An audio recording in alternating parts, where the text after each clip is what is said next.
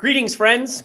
Welcome. My name is David McLeod. I am your life mastery coach, and you are here on Soul Empowerment. This is episode number 75, and today our topic title is Change, the Name of the Game. You know, the universe is defined by movement. At the quantum level, energy is in a state of perpetual vibration. The moment that motion ceases, existence itself would probably collapse into nothingness. So despite this fundamental reality, we human beings often find ourselves locked in a paradoxical struggle with change. We like the idea of change when it's out there kind of in the future and say, oh, I want to do that and this and that and the other thing. But the moment that change starts to come into our lives, that's when we tighten up and we tense up and we say, oh man, I don't really want this I don't like, and blah, blah, blah. So the resistance is kind of it's not a fear of the change itself, it's a fear of what we might lose as a result of this change. So that's what we're going to be talking about today. And before we get into our deep dive, I'm going to invite all of my co-hosts to introduce themselves. And today I'm starting with you, Sarah. Who are you? Where are you? What do you do? And why? I'm Sarah, or Sarah Jane, your choice. I'm in the UK. I'm a complementary health therapist, mainly working with energy techniques, Reiki and sound. And the sound aspect is very much about helping people to reconnect with the hurt, the pain, the trauma, the inner child that experienced that. And helping the child to feel listened to and heard and seen. Because when we are going through those experiences, we are desperately waiting for somebody to see us, to hear us, to give us a cuddle, for us to know that we're loved. And that's missing for whatever reason. And sometimes that's purely circumstances, as in my own case as a child, rather than being the fact that people don't love you, aren't listening to you, and don't want anything to do with you, which is how it felt. So supporting the child to feel, because we as an adult go through those aspects. So why do I do it? Well, just in case you hadn't realized, I'm very passionate about helping people. Beautiful. Thank you so much, Sarah. And Eileen, just so everybody knows, who are you? Where are you? What do you do? And why? I'm Eileen Dillon. I'm in Northern California inside of my 24-foot RV that I've lived in for the past 9 years and traveled and worked in. What I do, I'm out to change the consciousness of the world now. I've been a psychotherapist for 55 years now and a helper. And one of my primary clients has been myself. Because you can't help somebody else if you don't have your feet on the ground and be doing well yourself. And so I'm doing this by understanding how to work with emotions in such a way that it helps us to learn and to change so that we create better lives and so that we stop resisting change, which I hope we'll talk more about today. Beautiful. Well, thank you, Eileen. And I'm so delighted that you're here. And this is your first episode for the fourth time, isn't it? I think so. Yeah. I think so. I feel so new, it's unusual for my everyday experience. Right. Yeah. Well, beautiful. Thank you. And last but by no means least, Scott Holmes, who are you? Where are you? What do you do? And why? In order to balance California with Great Britain, I am in Boston, so I have to balance those scales. I love doing this work with these three beautiful people. I work out of Boston. I am an intuitive energy practitioner. I work in bringing people back to themselves, to their body, to be centered, be whole, be clear, find their authenticity, and to be able to make better choices. Lately, I've been dealing with high vibrational, highly sensitive women who are stuck in overwhelm. And they come to me because they want change and aren't quite sure how to do it. So I provide with them tools to be able to use at a moment's notice so that they can shake off that anxiety, that tension, and all of that friction that we're going to be talking about today. Yeah, beautiful. Thank you, Scott. I was going to make a mention of one of your hairs, but I thought, nah, that would be a joke that most people wouldn't even get. Yeah, because they couldn't find them. That's why. That's right. Yeah. So, Sarah, you mentioned something about sound, and I know that you've been involved in sound for a very, very long time. And of course, sound is just a form of vibration that we can hear. And what's beautiful about sound is when you listen to it, it's never static. Even if it's the same tone that you hear all the time, it's vibrating and there's little fluctuations in the vibration. And so it's constantly changing, even though you may not notice it at a conscious level. And so I want to begin there, this idea of change being, the fundamental state of our universe. Everything is constantly changing all the time. So why don't we start there and let's see where it goes. Who would like to dive in on that idea? I'll start with sound and vibration. Beautiful. Because the one thing I have learned is it isn't actually about what you hear, it's about what you feel. Mm. It's the energy that you feel. And that, even if somebody's offering sound energy and you can't hear it, you can feel that vibration. Mm. And the changes, the growth that can happen within people. When I've worked with people with their name and I've toned their name, and I've had people in talks sort of put their hand up and say, yes, I'd like to experience my name being toned. And then they've turned around when I've said, yeah, okay, you, but I don't like my name. It's just like, Wow. why did you put your hand up? I don't say that. I don't say that. And I ask permission, always ask permission to tone their name. I ask for the name their mother called them as a child. And so many times when I finished, oh, wow.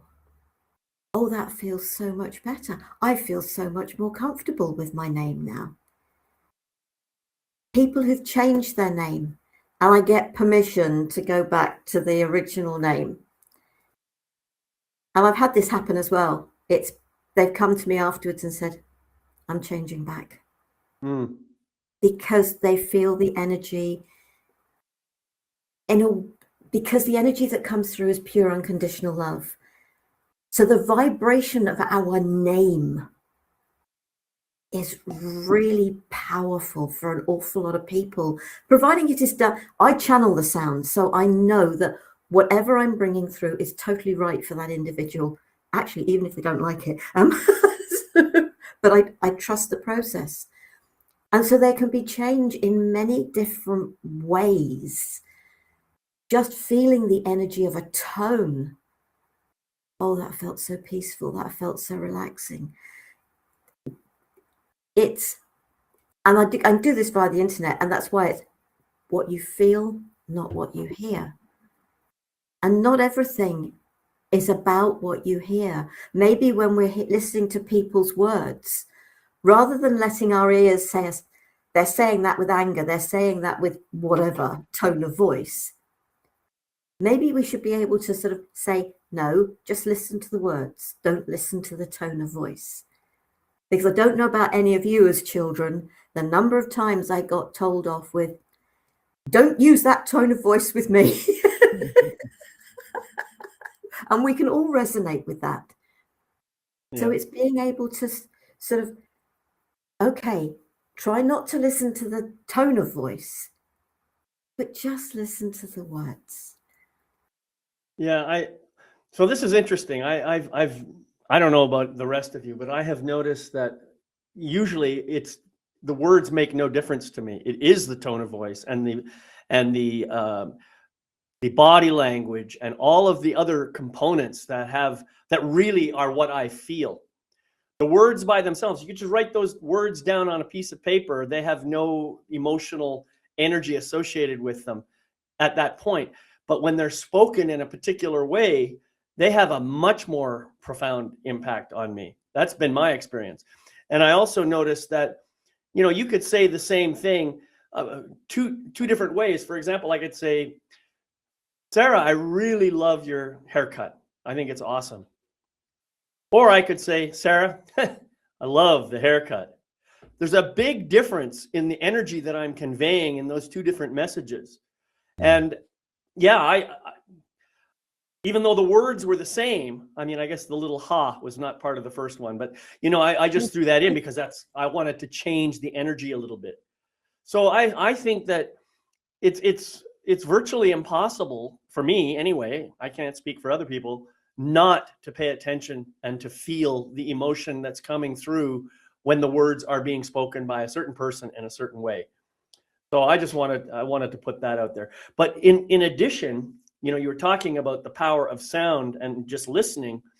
I've noticed that certain pieces of music, for example, stir up different kinds of emotions for me, depending on, and it's, well, certain pieces, let me think, what's that one song, that Christmas song, Oh Holy Night? It's one of the most beautiful songs I think ever written. And the reason I say that, other people might not agree, it has a profound impact on me. I feel it emotionally every time I hear it. There are other pieces of music like that too. So yeah, I think that music has an impact of creating an emotional stirring within your body. And that's the whole reason that we love music so much, I think. Now, you know, you can say what you want about rock and roll or rap or any of that other stuff. It all has an impact. And the question is it the kind of impact that we want to create? Eileen, what do you think about this topic? I want to move just a little bit because I had an experience on Easter Sunday that I think speaks to this. It required change on my part. For the last almost year, neighbors have been kind enough to drive me to the swimming pool so that I can swim 3 times a week. And I'm 83 years old now, so I'm not as steady on my feet as I have been. And I got a text on Easter Sunday saying, we don't want to take you to the pool anymore because you're not steady on your feet. And when we talk about vibration, we talk about childhood. The first thing that happened in me was that I was stunned. And what are some of my childhood issues? Being spurned, having things taken away from me, not being enough for people, you know. And so I was immediately stunned, and I reached out to call a friend who helped me through that part. But right before I called her, I thought, wait a minute, and this is about change. Wait a minute, when we have changes like this, it usually means something better is on its way. So what if I just turn this loose? So by the time I actually talked with my friend, I was mostly through it. And I was also able to respond to the people. They were straightforward. They told me where they were. Thank you very much. It's been wonderful spending time with you. I appreciate it. I didn't have to go into negativity. And instead, I focused on where can I go? And I think that's part of what, by the way, somebody's already offered, they're going to be away on vacation. They've already offered me the use of a car this summer so that I can go swimming. All right. Just and that just came, it arrived serendipitously. Well, shortly thereafter, within a day. Yep.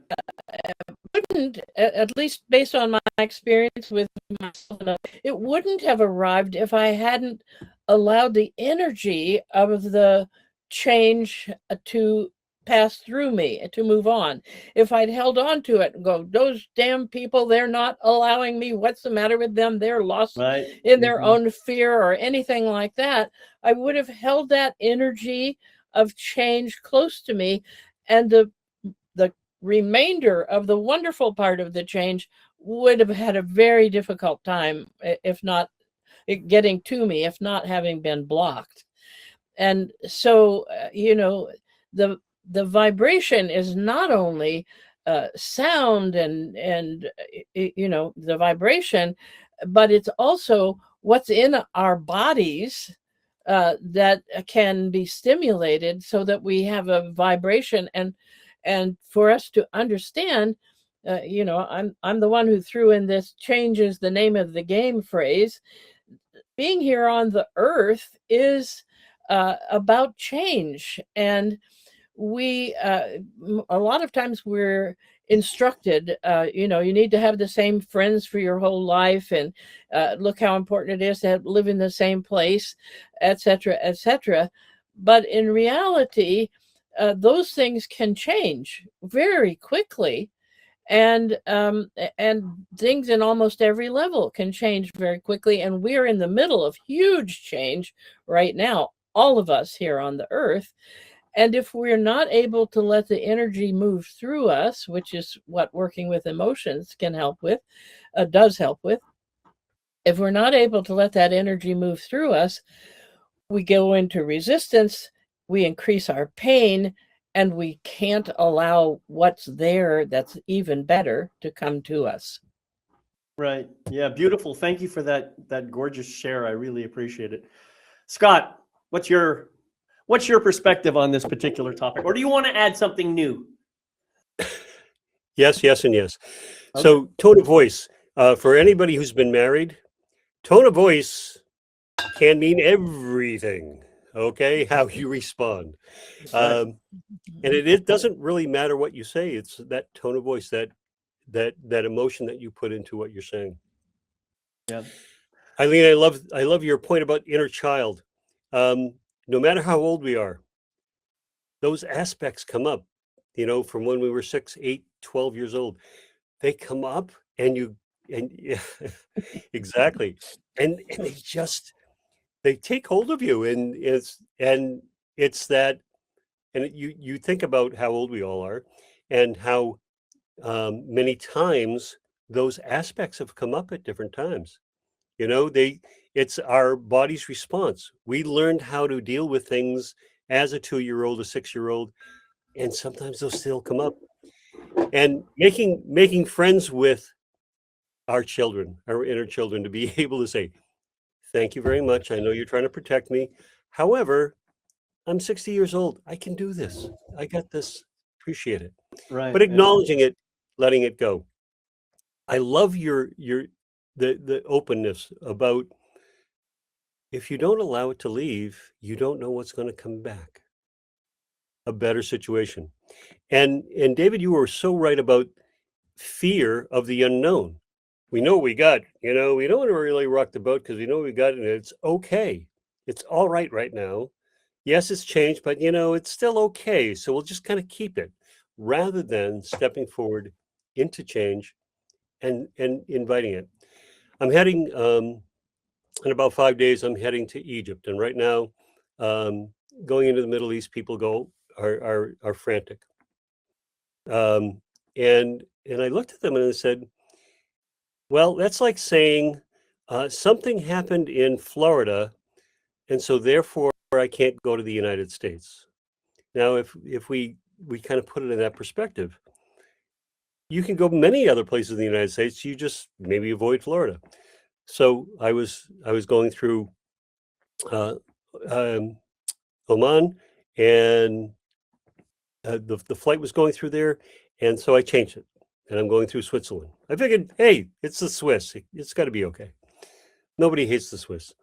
So, in order to get to Cairo, so it's that just being open to change, because you don't know what you're going to get, and it's usually better. And when you're in a better place with what you had put forward, which was forgiveness, understanding, and that whole process of saying, okay, settle down.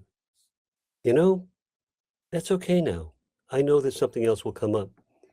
Yep. Because when we're in the right vibration, when we are in that field, and we know everything's going to be okay, it usually is. And that is a wonderful thing. That's that aspect that I've carried with me once I get into the healing modalities. And I love, by the way, you are your primary client, Eileen. Everything that I've learned, it's for me. Right. But I get to now share it with everybody else, and that's a wonderful thing. Right. David, thank you for asking. Well, beautiful, and I love the way this is all just morphing around and shifting and changing and staying the same at the same time. It's kind of beautiful, you know, how that happens.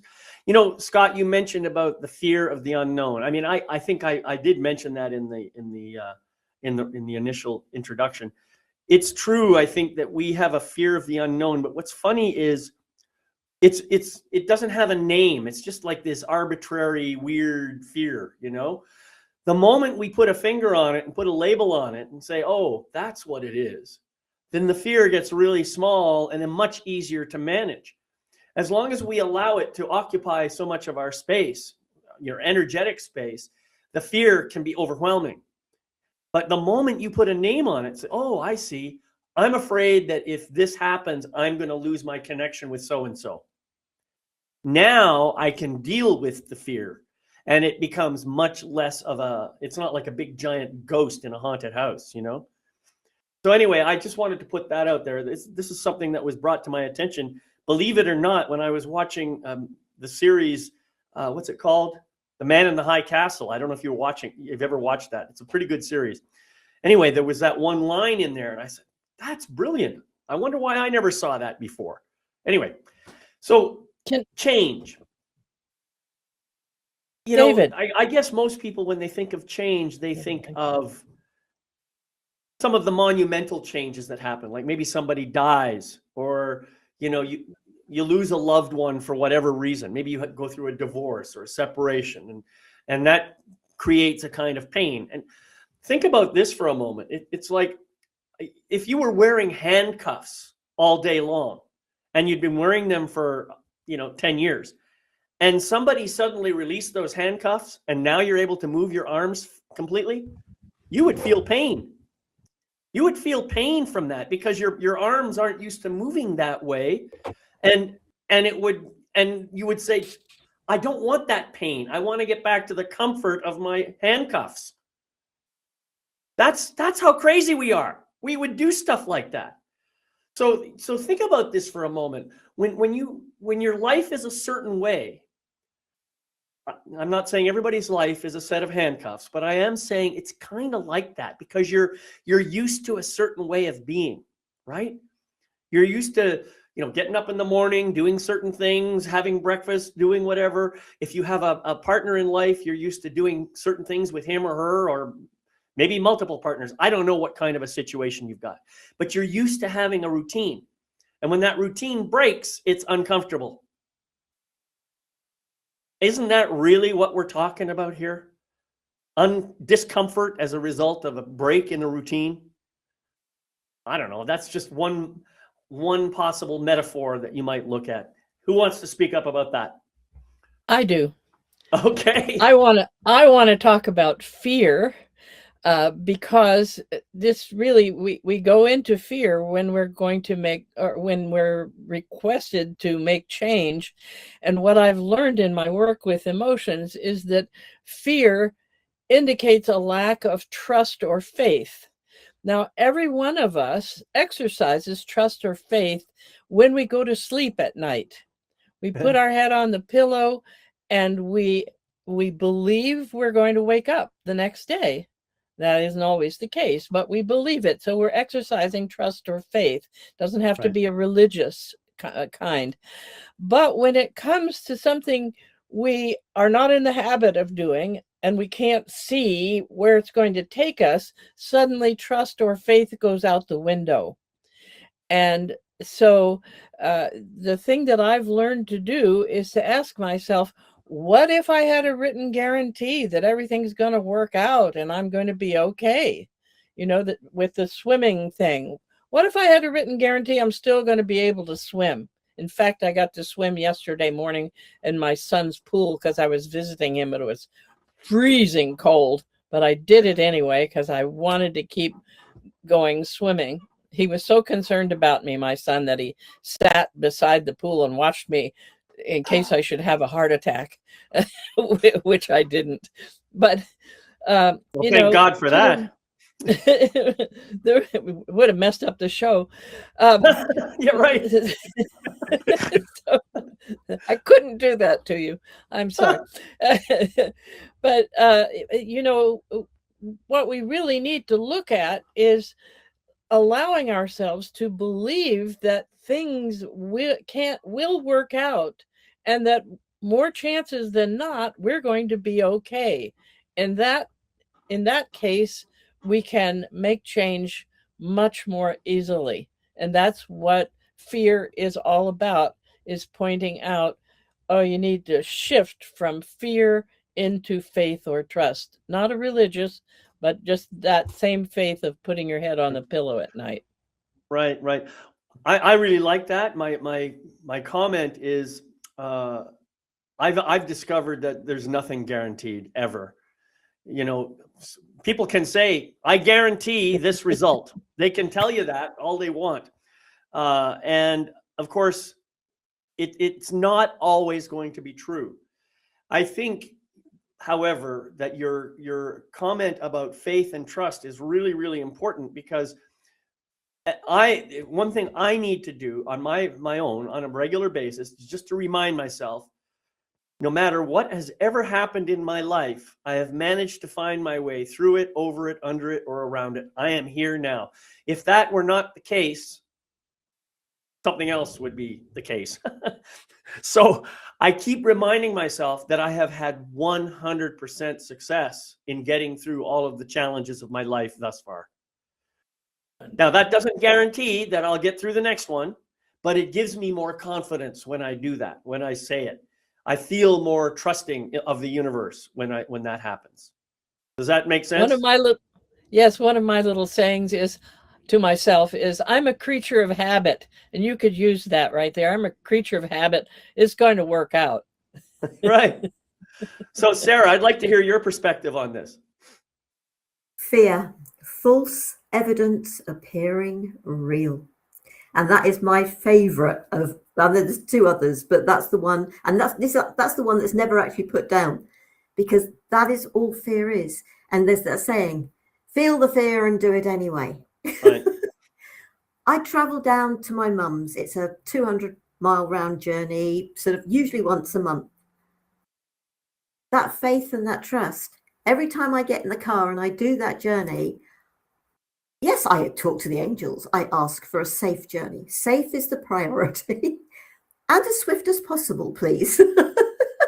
Right. But don't make it swift. Safe has to come first. And I trust. Now, I could go into fear every single time I get into the car, whether it's a short journey or a long journey. Right. You know, sort of, I'm umming and ahhing as to whether I should drive from South Coast up into Scotland this year. Because I would like to go to, anyway, particular chapel in Scotland that was part of the Da Vinci Code, and it's gone out of my head at the moment, the Roslin Chapel. I'd like to get there. And yes, there may be that, oh, you know, so do I know where I'm going, all the rest of it. But it's just like, this is something I really would like to do, and therefore I am going to help myself do it. Yeah, sort of, Trevor said to me, well, get a train. I said, yeah, and then how am I supposed to get from A to B to C and all the rest of it once I'm up there? You know, sort of doesn't necessarily work if you've got a car, but it's a long journey. It's sort of 7-8 hours if you're lucky. Mm-hmm. But it's feel the fear and do it anyway. And as you said, David, it's the getting over it, through it, under it, round it, whatever. And yeah, technology is probably my biggest fear.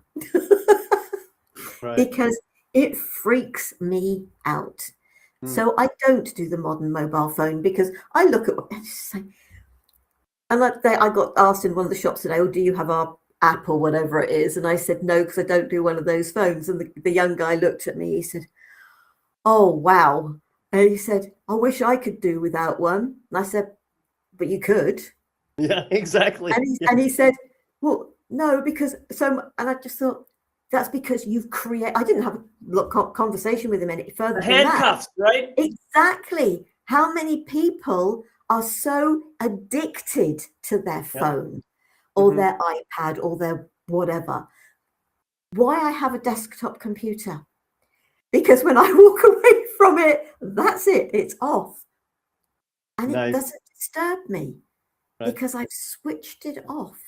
I therefore don't have the iPad or the mobile phone up by my bed, which is also supposed to be actually really bad for you. All of those different things. So yes, there are changes that I have balked against. I really have. But I still do things like this. I have my own programs. I do recordings. I do all sorts of things with technology. Once I'm comfortable with it, I can cope with it. Which when they change things on me, that's the problem. So it is feel the fear and do it anyway with some of it. But it's, if my choice is not to follow the crowd, that's my choice. And I think sort of you've all known me long enough to know that I don't do things the same way everybody else does. I would say there's a difference here, Sarah, something that in fact, I want to highlight this because it's really important. If something is really not truly aligned with who you are or how you want to show up in the world, it's perfectly okay to say no to that. It's perfectly okay to say, no, I'm going to choose this over here instead, because now you're doing it consciously. You're not allowing fear to get in the way and keep you from doing something that you think is worthwhile. So I think that's a really, really important distinction. So I want to honor you for that. And so when a change comes into your life, explore it. Yeah. Does any of it feel right? And if it doesn't, learn to say no.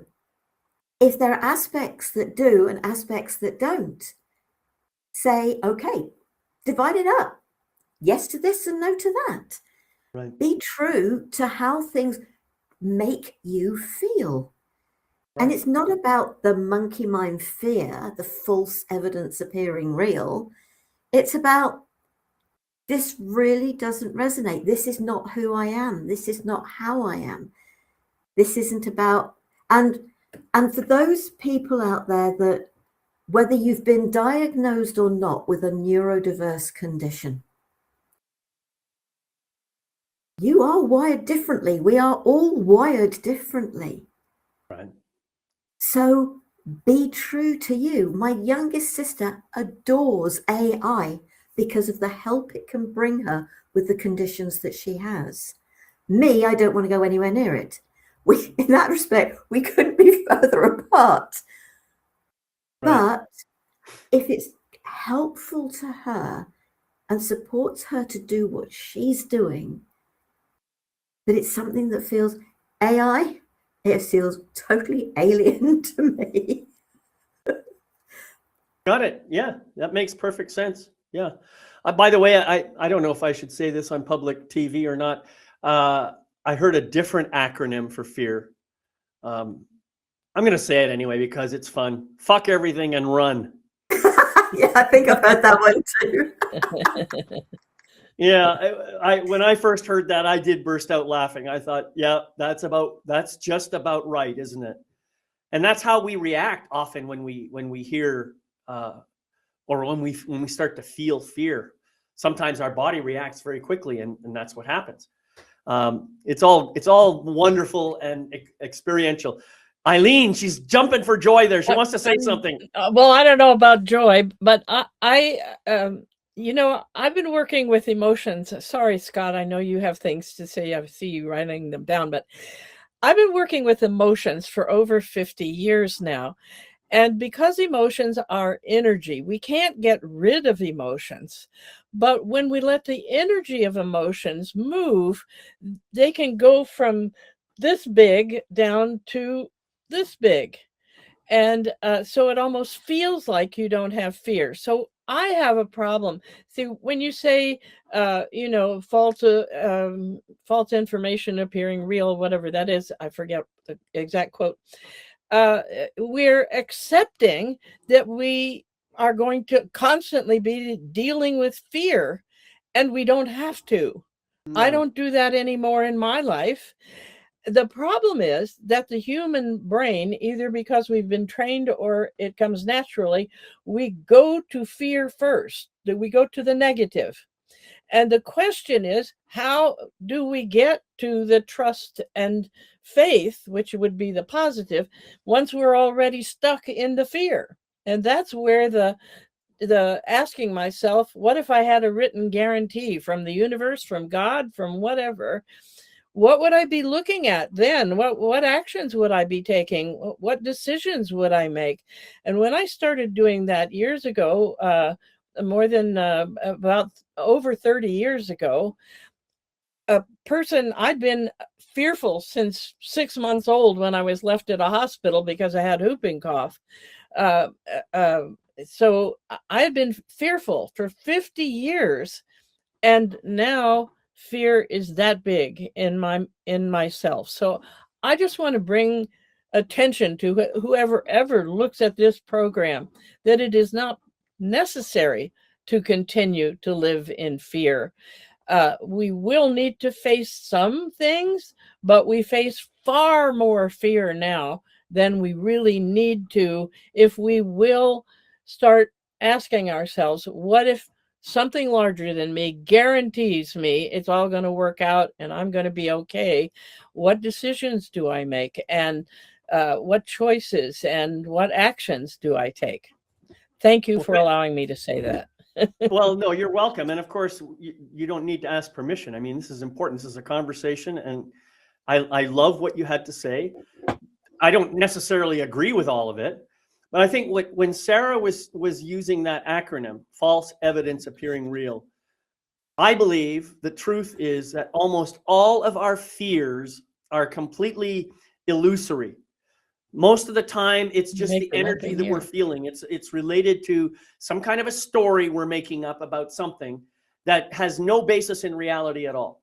And 95% of that comes from habitual fearfulness as a result of childhood events. I don't like to use the word trauma because it wasn't necessarily traumatic. But the point I'm trying to make is you can feel that energy rising in your body for the slightest thing. Like, I don't know, maybe let me think of an example. You're about to go and speak on stage. Well, a lot of people have a huge amount of fear when they think about public speaking. In fact, I think it's labeled as one of the top fears of the world. And yet it's about 100% false evidence, because the reality is most people sitting in the audience are not sitting there judging you when you're up there on the stage. Most of them are right there with you, and they want to hear what you have to say. It doesn't matter, even if they're sitting there like this, with a scowl on their face. They're still there listening. And the fact of the matter is, all of this fear is just you being afraid of judgment. That's what it is. And who's really judging you the most? Guess who? So this is something that I've learned for myself, and I coached people on this. I said, you're not afraid of public speaking. You're talking to me right now. You love talking in public. You love talking about yourself. So quit lying, get over it, and stand up there and tell your story, because everybody wants to hear it. That's what you're here for. I have a different explanation for why people get uptight about public speaking, and it has to do with. I don't want to make this about public speaking. I was just using that as an example. But it just has to do with manipulation, where we tend to become a different person for everybody in our life, and that's very difficult to do when you're in front of an audience. That's all. Okay, fine. Now, you're Scott, talking about change, though, Eileen, right? Because we change our persona to fit the circumstance. Yes. Isn't that funny? We all, I can make in my mind, I have a number of places where I become a different person, where I'm much quieter. Sometimes I'm more boisterous. Sometimes in a group, I lead or I follow or I sit back or I support. So I change depending on the circumstance, what is needed. For me, that's Right. it. So, We so, can, yeah, yep. So you can, we can do that. The point is not to do it because we're afraid that other people won't accept us. right. Well, and yes, and as a reformed people pleaser, I fully understand that. Um, honestly, you mentioned there are no guarantees. Um, I wrote a soul contract that I would live to be 100. Now, whether that happens or not, no guarantees. If if I decide to walk, if I decide to walk off the curb and get hit by a bus, well, I'm not going to make it till 100. By the way, my parents always used to say, "You're going to get, be careful. You might get hit by a bus." I don't know what it was about buses, but it was always about getting hit by a bus. That's right. So so we talked about fear and change, and there are times that I feel that overwhelm, that it for me it comes over me as kind of a tidal wave comes in, and I have this fear that it's something I should know. And you're right, David. It comes right down to self-judgment. Well, you should know this. Why don't you know this? See, this is something simple. A million people do this every day. Why can't you do this? And that is self-judgment. It's that, and it's that resistance. And I always use especially when I talk with clients, I ask them about 3 o'clock in the morning and they wake up and they can't go to sleep, and all of their fears march out of the closet and they fill the room. Their fears fill the room, and they just want to put the covers over their head, right? I said, what if you looked at them in the eye and saw them for what they really were, rather than being afraid of them? Mm-hmm.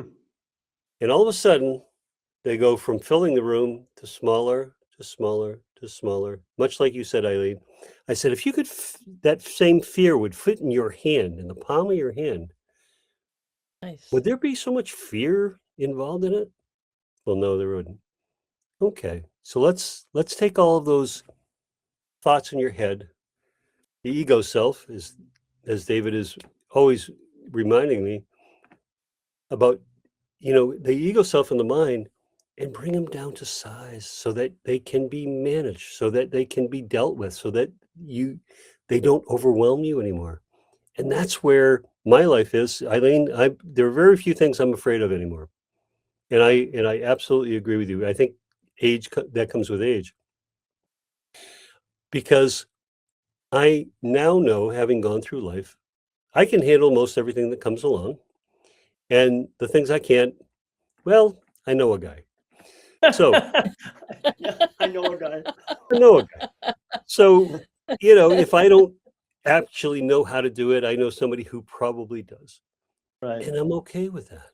Yeah. And it allows life to flow now, which it never did. I kept trying to push it, by the way. I kept trying to push everything.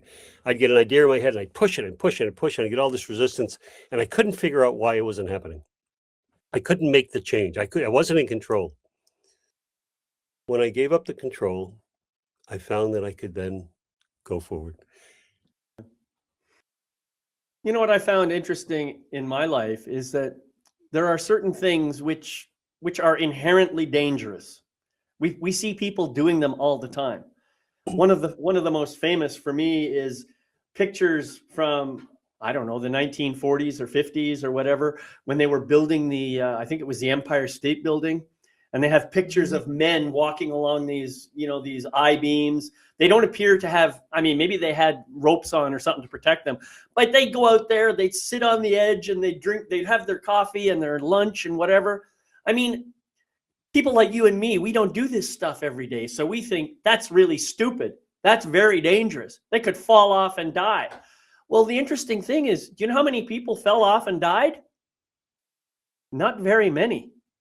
Yeah, it's approaching zero. I don't think it is zero, but it's very, very close. And so the same thing, if those men believed they were going to die every time they went to work, none of them would even climb up to that level, let alone go out on those beams. So somehow we learn to deal with the fear.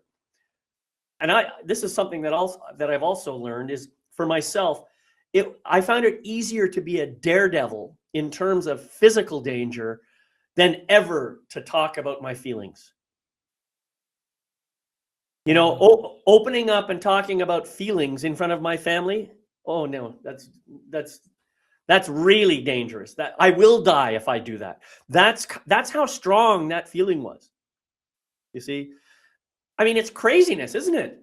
And yet, the message is so strong in my body. And hearing some, like Sarah said, don't you talk to me in that tone of voice. Well, my mom used to say, don't look at me in that tone of voice. And all I had to do was any kind of a look. If she didn't like it, I'd hear about it. So I gained this experience that my mom was the most powerful being in the universe. That was my belief system. And when she was around, man, I was a little angel. When she wasn't around, hey, I actually blossomed a little bit. Now, I'm not trying to denigrate my mom. In her own way, she loved me. She took care of me. She was really actually quite a good person in many, many ways. But I saw her as this really, really powerful force that was controlling my life. You see? So all of us have experiences that are maybe similar or maybe very different than those experiences. And they shape who we have. They don't shape who we are, but they shape how we have shown up in our lives, right? And I know for me, it was, well, if you can imagine me as a people pleaser, that's kind of how I was. I tend now to shun all of that. I tend to put it aside because I have done the work to overcome that. But it has taken effort. It has taken work. I have had to open up and dig into my emotions. I've had to release those and let them out of my system so that I could be more free to do the stuff I want. And really, for me, it was like letting go of handcuffs. In fact, they were more than handcuffs. It was like binding around my entire body. So it feels that way at first. And the idea of letting all that stuff go can be scary as hell. But if you don't, as Sarah said, face the fear and do it anyway, then you're going to be stuck with it for the rest of your life. Is that what you want? But you've just given an example, or shown us that embracing change actually is one of the major routes to changing our lives and make it better. And I think that's a really important point for us to make. Yeah, well, that's what we've all been talking about. Embracing change. It doesn't mean leaping off a building just to see if this law of gravity is really true or not. That's not what we're talking about here. You know, we're talking about looking at something. And Scott, you mentioned this, the idea of bringing all your fears into perspective so you can look them in the eye. Well, I kind of do that myself. Anytime I feel fear now, I hear that voice in my head trying to shut me down, I'll take a pause. I'll just simply stop and I'll say, oh, what's going on here? My ego mind wants to talk to me. So I just stop and I say, oh, thank you. You want to have some words with me? Well, what is it you want me to hear? And then I just listen. And usually the intensity of that message diminishes almost immediately because, okay, I got your attention now. Now you're listening to me and I don't need to keep yelling at you. And then I will say something like, thank you so much for bringing that to my attention. I really appreciate that you're looking out for me, that you want to keep me safe, that you're making sure that all the dangers around me are, handled properly. Thank you. And I just imagine myself giving him a big hug, holding him. And because it's usually like a little kid, it's the little kid in me that's got all these fears. And I say, I understand that when I was your age, I didn't have the skills to be able to take care of that kind of thing. But I'm an adult now. I'm old enough. I know how to handle it. And I've got this. I'm going to protect me and I'm going to protect you. But you keep doing your job and just letting me know what you see. And I'll keep doing my job to take care of the both of us. How about that?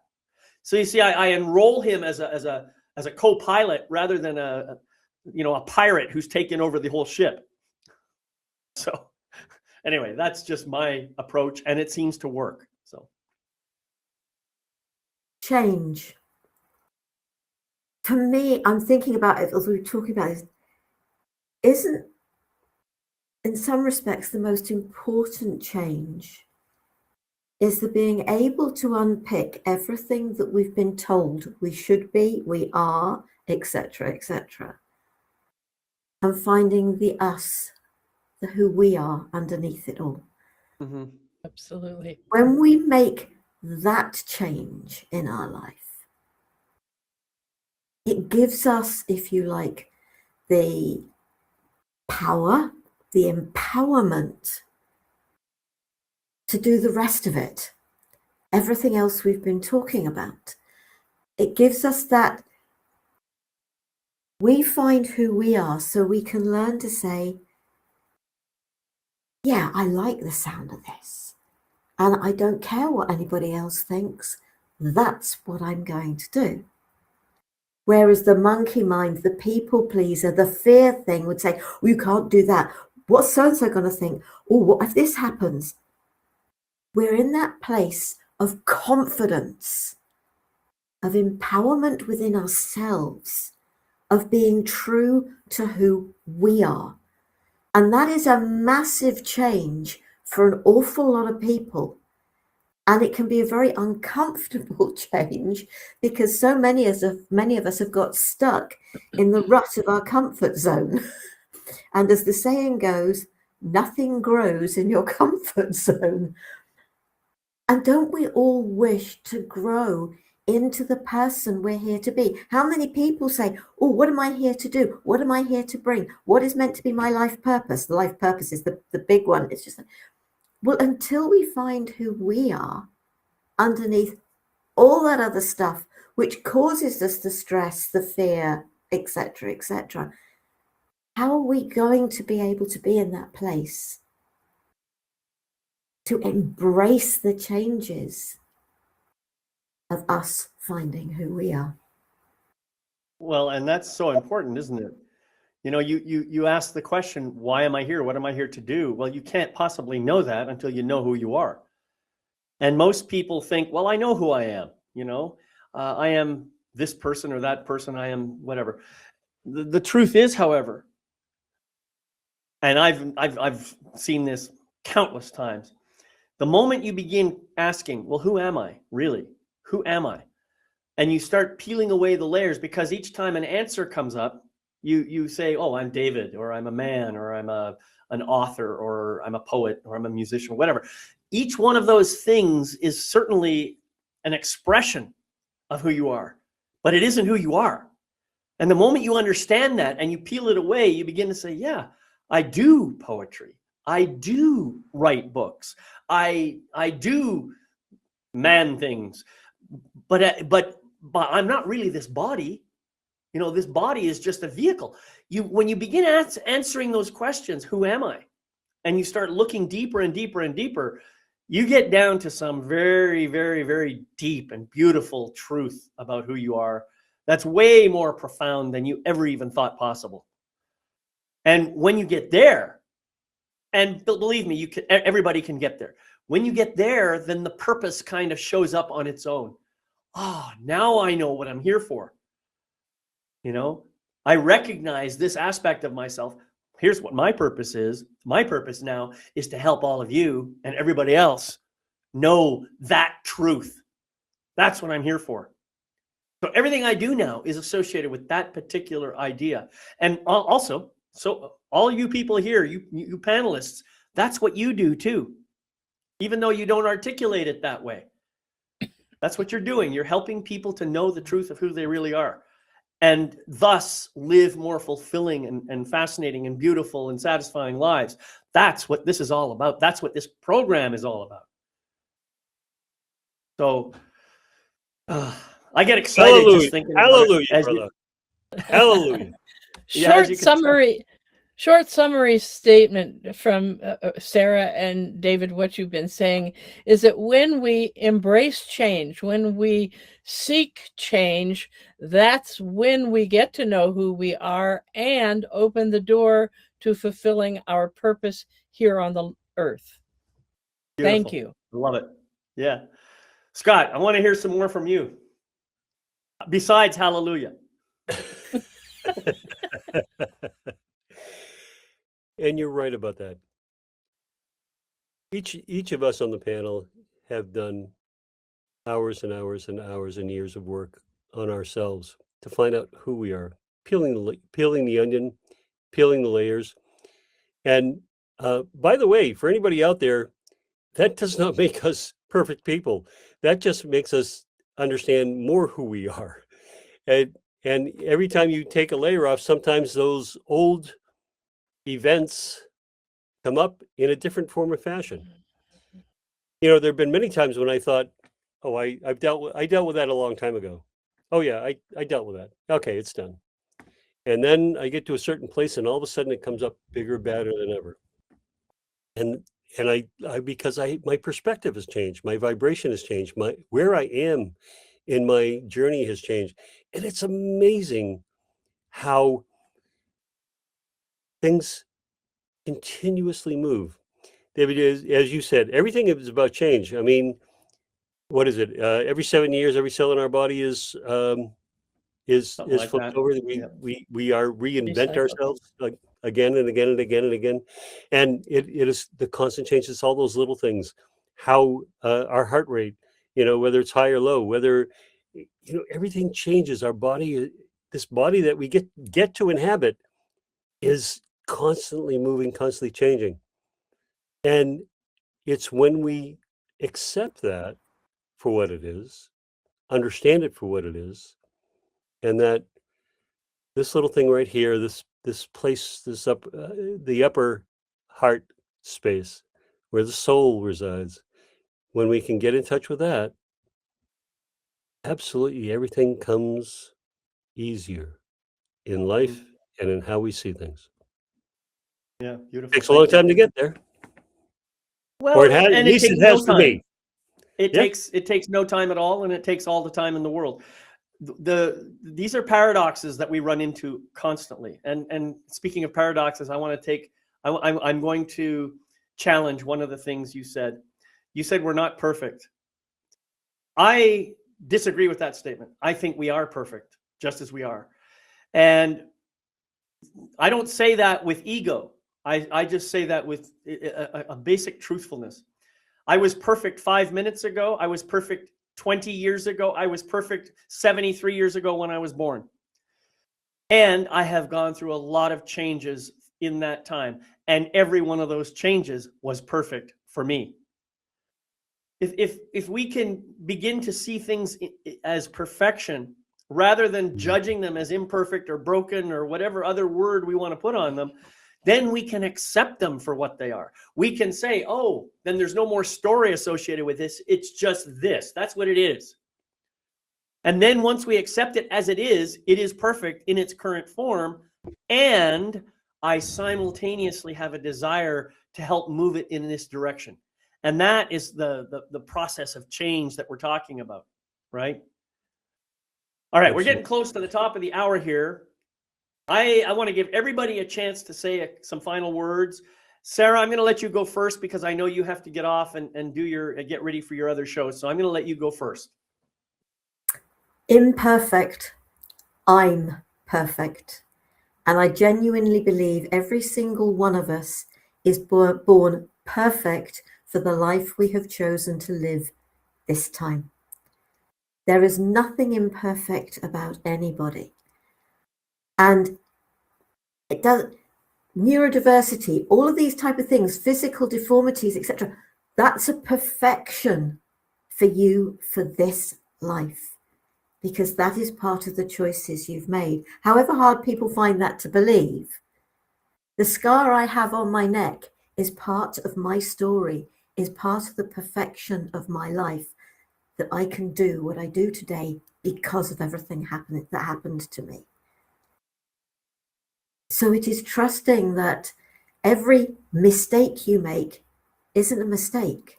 Unless you choose to carry it around with you, put it down, use it as a stone, move forward. There's no such thing as mistake, no such thing as imperfection. We're just too finicky. All right. And that's perfect too. Exactly. Right. Eileen. Thank you, Sarah. Eileen, would you like to share some final words? I tend to be very pragmatic, and so I just want to mention that what has helped me to do the things that we're talking about is to see our world as a giant school, that we arrive here on Earth perfect and full of love, and we get our homework assignments in our childhoods, in our early childhoods. And that's what we're working on. It's not something mysterious or awful. There are homework assignments, and they're different for each one of us. And the sooner we embrace the learning and realize, oh, this is an opportunity to learn something, the more we get to return to the state we were when we first got to the earth, the state that feels good. And so I just want to say that, That's if beautiful. you're I thinking like that. about what do I choose that I'm in school, something comes up, what can I learn from this? Learn it, move on, and be more of who I am. Very nice. Beautiful. Thank you. Scott. This reminds me, I should have done more homework. So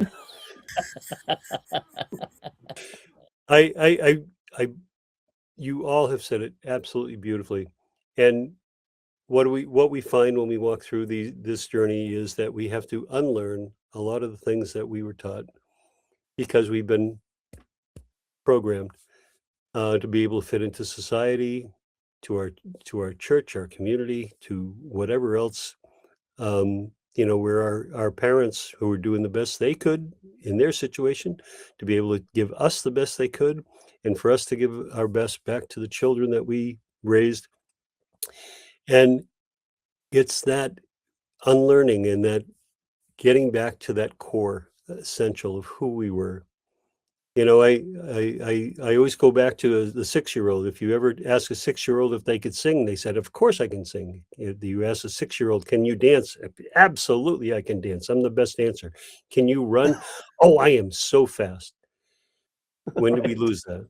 Right? When do we lose that? Because we start comparing ourselves to other people other than ourselves.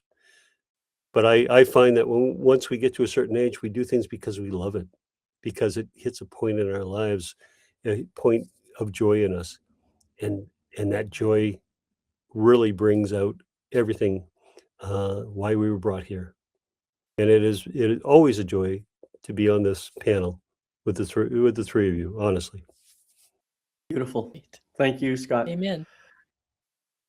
See you later, Sarah. So anyway, friends, thank you so much for being here today. I love doing these conversations because we cover so much ground and we go so deep, and we reach levels that I don't think happen very often in too many other programs.